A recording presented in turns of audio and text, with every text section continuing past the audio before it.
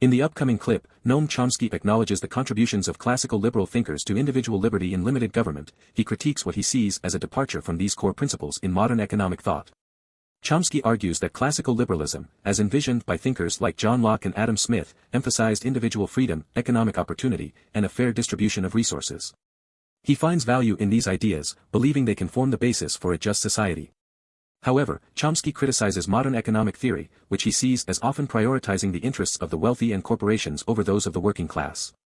He argues that many economists have become apologists for the excesses of capitalism, neglecting issues like wealth inequality and the negative externalities of unfettered markets. Now off to this wonderful clip of Noam Chomsky, and following it will be his preferred economic model.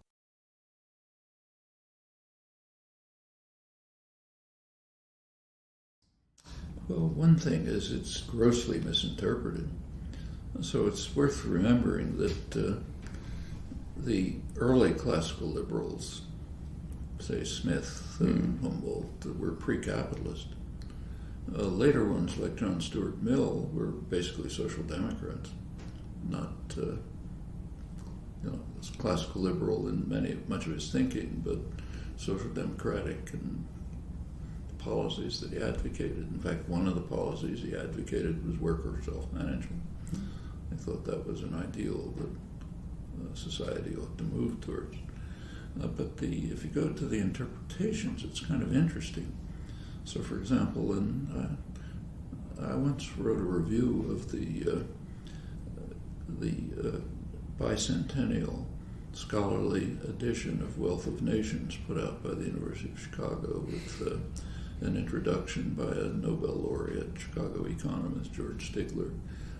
Practically everything he said about it was wrong. It was obvious he'd never looked at the book. And in fact, it was so extreme that even some of the most important parts were not even in the index. So, for example, take, say, division of labor.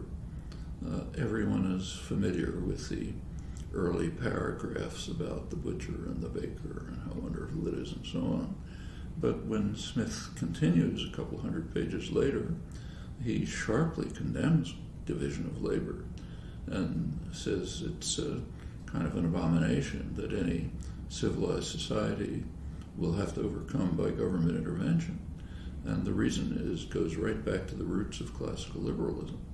The reason is that division of labor will turn every human being into a creature as stupid and ignorant as a person can possibly be, because he'll just be repeating the same actions over and over. Doesn't have a chance to exercise his intelligence and reach his full development and so on. And that's the core of classical liberalism. Well, interestingly, that passage on division of labor isn't even indexed in the scholarly edition. So if you look up division of labor, it's not there. Another interesting case is the notion of invisible hand. Actually, Smith rarely used the phrase, but the few times when he did use it are interesting. It's used once in Wealth of Nations, so it's hard to miss.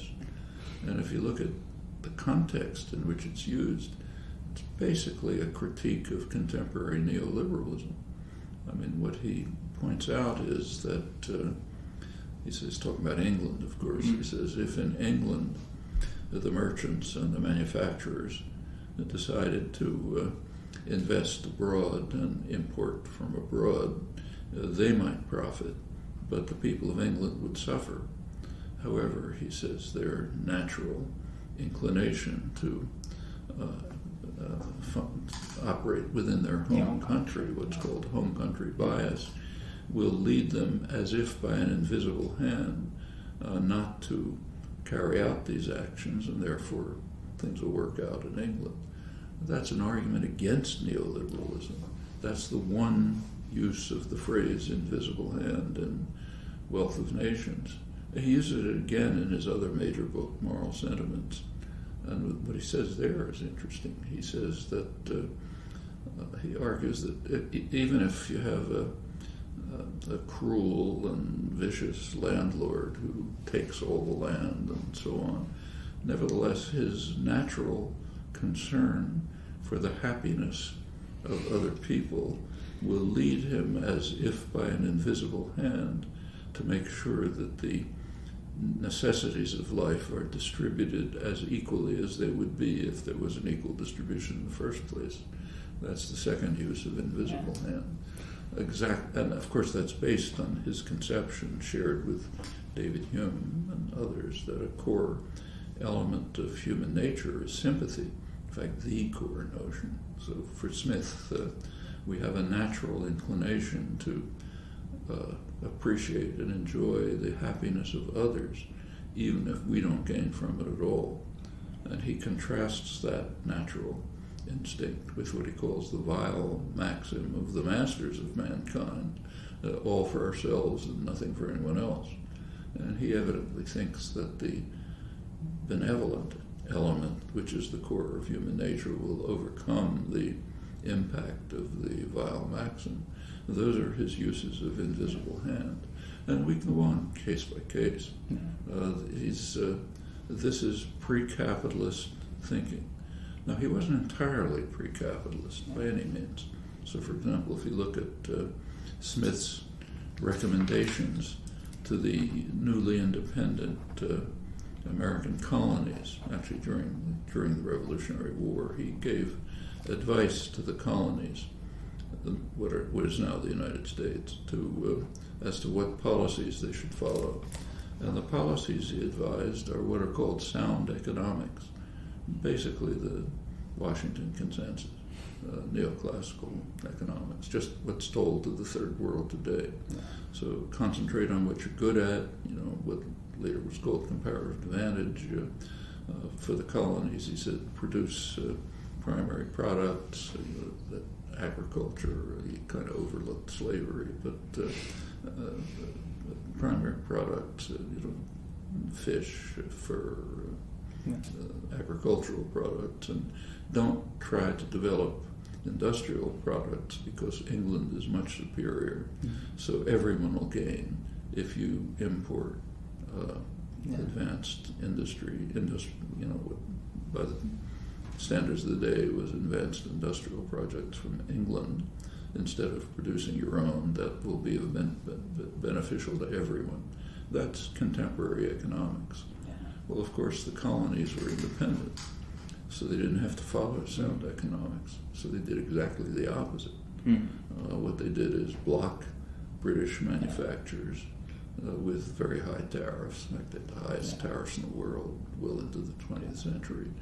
Were able to develop a textile industry, first stage of industrial revolution, then all the accessories to a textile industry, like making equipment and so on. Later in the century, a steel industry, blocking superior British steel, and finally the U.S. developed. Actually, it followed Britain's own course. That's the way Britain developed, by radically violating sound economics. And in fact, that generalizes to every developed state. Smith also urged the colonies not to try to monopolize the agricultural products where they had a natural advantage. What he was thinking of primarily was cotton. Cotton is kind of like the oil of the early industrial revolution. And again, that's what sound economics is, but the colonies did the opposite. So they first did develop a huge cotton production through slavery, the most radical violation you can imagine of market principles, and also by conquering half of Mexico. One of the goals of the conquest of half of Mexico, Texas, what's now southwest and west United States, was to try to monopolize cotton. And the reason was very straightforward. The enemy in those days was England. England had a big military force. It was preventing the United States from conquering Canada, from conquering Cuba. And the idea was you take a look at the Jacksonian presidents, Polk and those guys were involved in the conquest of Mexico. What they said straight out is that if we can monopolize cotton, we can bring England to our feet. We'll be able to overcome them. So if you take a look at the record, they did exactly the opposite of sound economics and prospered. On the other hand, take Egypt. If you go back to, say, the early 19th century, Egypt was about in the same, not identical, but it was rather similar to the early United States in its prospects. It had a developmentalist dictator, Muhammad Ali. It had cotton, didn't have slaves, but they had fellaheen, peasant. Could have developed, it was rich agriculture. That's why Napoleon conquered it, in fact. And it had the conditions that could have led to an industrial revolution. But they had to follow sound economics by force. Yeah. The British simply announced straight out that they were never going to allow independent economic development in the Eastern Mediterranean. French cooperated. So Egypt did follow the principles of economics, and Egypt is Egypt, and the United States. Chomsky himself identifies with anarcho-syndicalism, a form of libertarian socialism that advocates for worker-owned and controlled enterprises. He believes this model better reflects the core tenets of classical liberalism by promoting economic democracy and social justice. Here are some of Chomsky's criticisms of modern economics. Chomsky argues that many economists prioritize economic growth over equality, leading to policies that benefit the wealthy at the expense of the poor and middle class. He argues that economists often fail to consider the social costs of economic activity, such as environmental damage and the decline of working-class communities.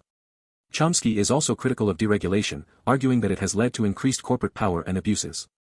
Well, I hope you liked the video and give the channel a subscribe. Now, take care and bye-bye.